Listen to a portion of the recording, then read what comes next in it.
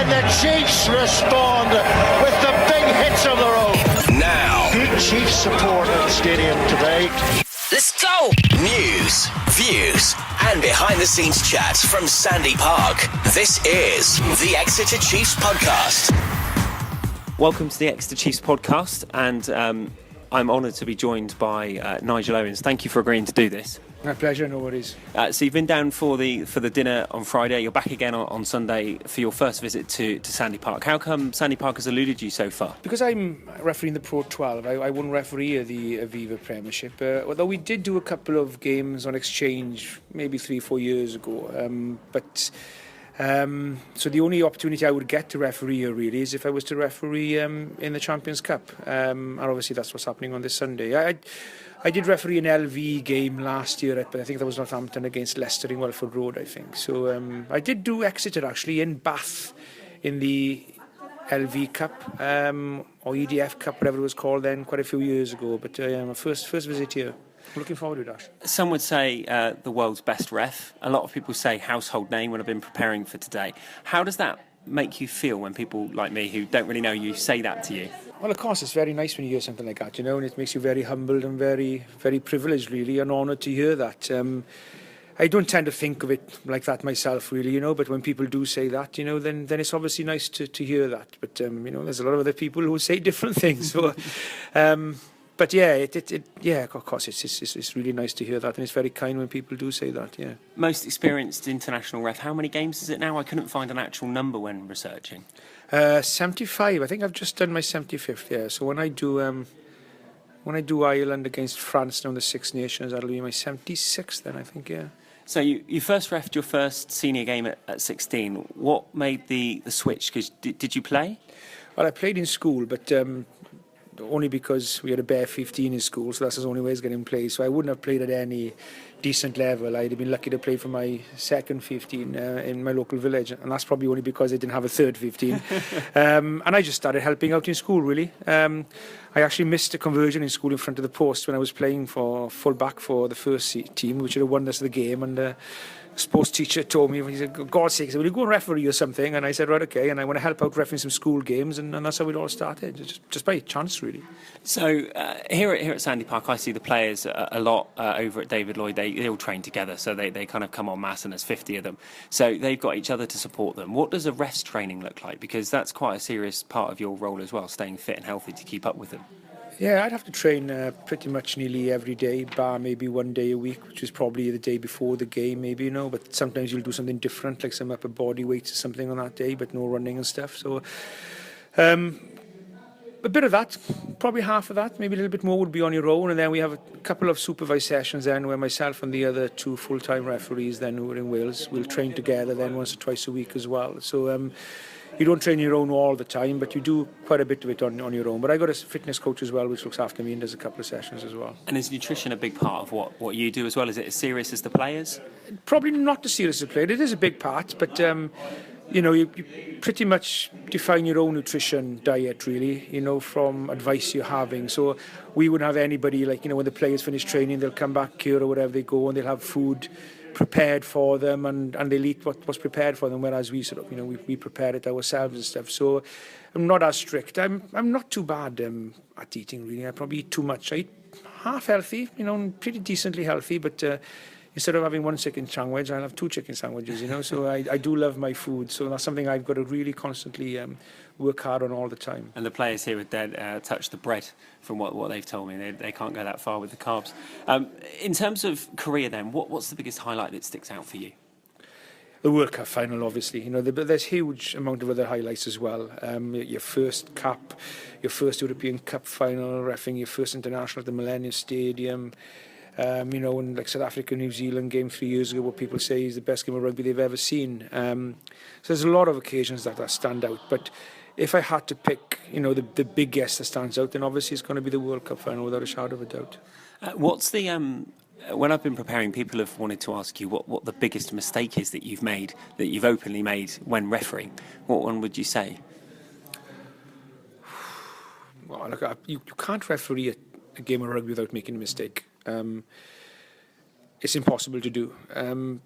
The better you are, And the luckier you are as well, because a bit of luck comes into everything, the mistakes you do make don't really matter in the context of the game. So if you miss a side entry or, you miss a knock on, but it didn't really matter because nobody scored from it, and then it doesn't have any influence on the outcome of the game.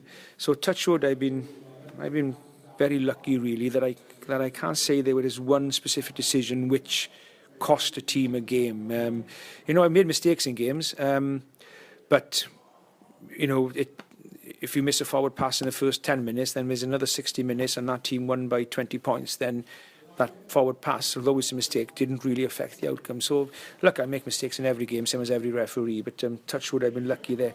There hasn't been a mistake like in the last couple of minutes which has changed the outcome of the game through my mistake, touch wood, and I hope it remains like that as well. How do laws get changed? Is it by committee of refs? Who makes those decisions? No, we've seen some changes recently, haven't we? It'll be put forward by the governing bodies themselves. So, for example, the RFU, the WIU, Scottish Rugby Union, New Zealand, all the major countries, they will put forward proposals that they want to be changed, and that will be discussed then by a committee within the World Rugby, which will consist of a referee or an ex-referee, a coach, an ex-player, and an administrator or whatever, and then they will discuss that, and it'll go to sometimes a vote then of all the countries. So if a new law comes in, all the governing bodies of the countries will vote, yes, we agree to this change, or we don't, and then some of those changes will go to an experimental law where they'll trial it somewhere first, and then if it works well there, they'll bring it into law, or if it doesn't, then they won't bring it in, and that's how it works. So it's not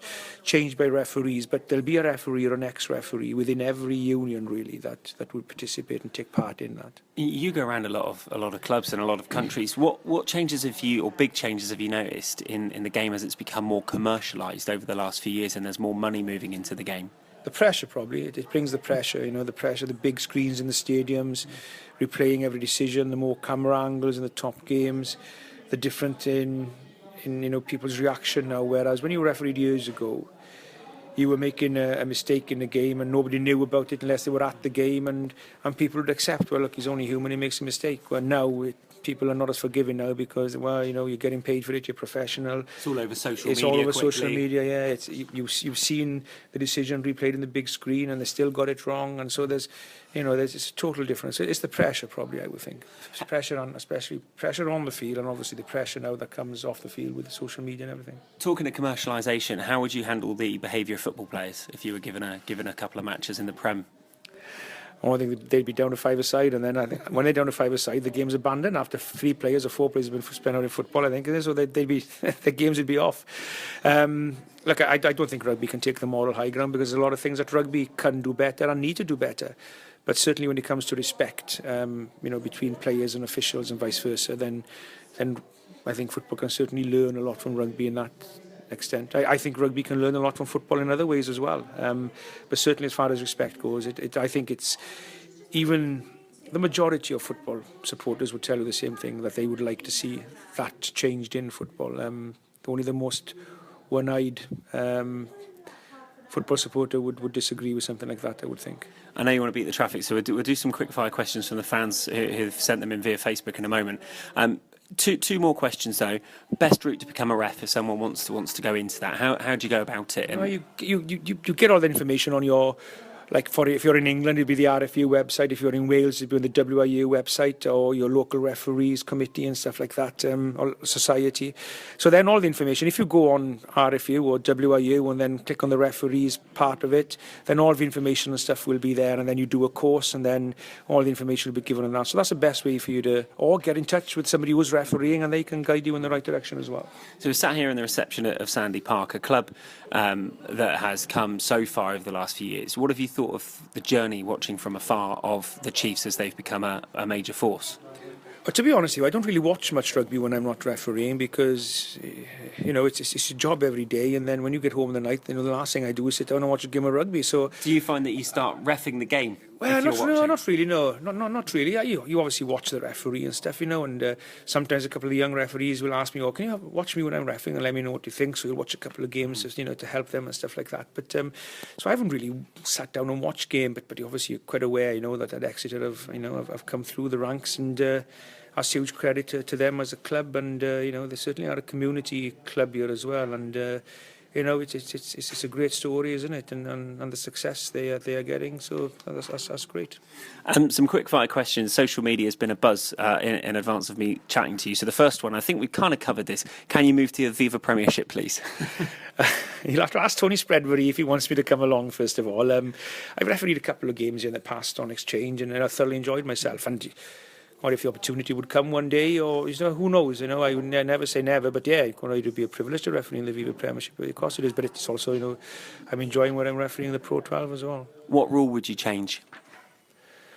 I'm not sure what law I would change, really. I think I'd like to change the substitution law. I think, 8 substitutions at over half a team, and then all of a sudden they all come on in the second half. It just disrupts the flow of the game. So I would certainly like to reduce the amount of substitutions and when they can use them in the game, I would think, because if you look at international level now, and with the utmost respect to those players, you have some players will be on 60 caps, and maybe 45 of those caps will have been on for 10 minutes, and that's taking nothing away from them. So I certainly would like to see the amount of substitutions reduced from maybe 8 down to maybe 5 or even 4, maybe, or certainly change the way that it can be used. Do you think the TV punditry by ex-players is causing more questioning of decisions that are being made on the field by the officials? Well, I think there's 2 points here. I think sometimes the punditry people are making comments which they're quite rightly right. The referee gets something wrong, and the punditry and the commentators, they highlight that and say, well, the referee's got that wrong. And if you got something wrong, you can't defend the indefendable. And, I certainly don't have any issues with that. But what sometimes is disappointing and frustrating, then probably more than disappointing, is you'll sometimes watch a game, or if I watch one of my games back, or you watch another game, you'll hear them saying, oh, the referee's got that right, and the referee hasn't got it right. And sometimes they say, oh, the referee's got that wrong, and the referee's got it right. So, some of them are better than the others. I think some of them, sometimes they're trying to be a bit too controversial, maybe, but in general, the most of them are pretty good, in all fairness, and most of them are pretty sort of well up on the laws. But sometimes they do say things that are not right. The referee's got it right or got it wrong, or it's the other way around. So maybe they need to get a referee on there, maybe, to do some punditry. Thoughts on the looks and arm movements coming from particularly number 9s at the breakdown? Is the showboating to the ref to avoid playing the ball? I think that's something that we need to clamp down in the game. What we don't want is players showboating and looking for penalties or waving his arms in the air and trying to suggest to you that there should be a penalty. Just let the referee do their jobs. That's something that I'm certainly pretty keen on. That if I see a player showboating or trying to win a penalty or waving his arms in the air, then I'll have a quiet word, and if that doesn't work, then it'll be a bit sterner the next time. Most difficult player to manage during a game from memory over the years? Austin Healy. You're famous for your one-liners, of which I've watched on YouTube, and I find them highly amusing. I think one of my favourite moments is not actually one of the liners. It's when you were speaking to the TMO on a mobile phone. The question I've had is, what's the best one you've heard from a player? Not potentially at you, but in the game. I refereed a game out in, I'm going back now, early 2001 or 2002, I think it was, out in the Celtic League it was back then. I'm pretty sure it was Munster. It was either Munster against Connacht or Munster against Leinster. I think it was an Irish derby, I think it was. And there was Peter Close, he was sort of in his final year or two at Leinster. At Munster, sorry, not Leinster. And it was my first sort of Irish derby, and it was a tough game, and the first 5 or 6 scrums had all gone down, and everybody was having their say. The back row was saying, oh, they're taking it down, and then the Munster back row was saying, no, they're taking it down. The hookers, everybody's having their say, and I just blew up. I said, look, hang on, boys. I said, there's about 20 referees on this field at the moment. And Peter Close, he turned to me and he said, yes, he said, and you're not one of them. And I thought, he's right, I wasn't one of them, but that's nearly as good as the one-liner where you introduced yourself to one of the players. Hey, we've not met. I'm Nigel. That was Tobias Portes. I don't think we met before. And the reason why I said that, because he was complaining about decisions and waving his arms and trying to influence my decisions or non-decisions. And I thought to myself, I thought, I can't have refereed this guy before, because if I had, he'd know better than to do this. And that's hence when I stopped the game and said, right, hang on, I don't think we met before. And that's where it came from. The views that's had on YouTube are quite exciting. Favourite ground to ref at? Oh, there'd be too many of them to. They're all special, for whatever different reasons. If I had to pick one, I was very lucky in the World Cup to referee 2 World Cup games there. Quarter-final, France against New Zealand, and then the deciding pool game between France and Ireland in the Millennium Stadium itself. So when that roof is shut, the atmosphere is absolutely unbelievable. And so, yeah, I would say the Millennium Stadium probably. I mean, we know the Millennium Stadium's a great place to go, and it kind of leads me into my other question: is it disappointing you can't ref Wales? No. Well, why would you want to referee the side that you support? It's not disappointing at all. And probably most of the Welsh players would tell you it's not disappointing as well. Your behind-the-scenes access to Sandy Park. Thank you. The Exeter Chiefs podcast.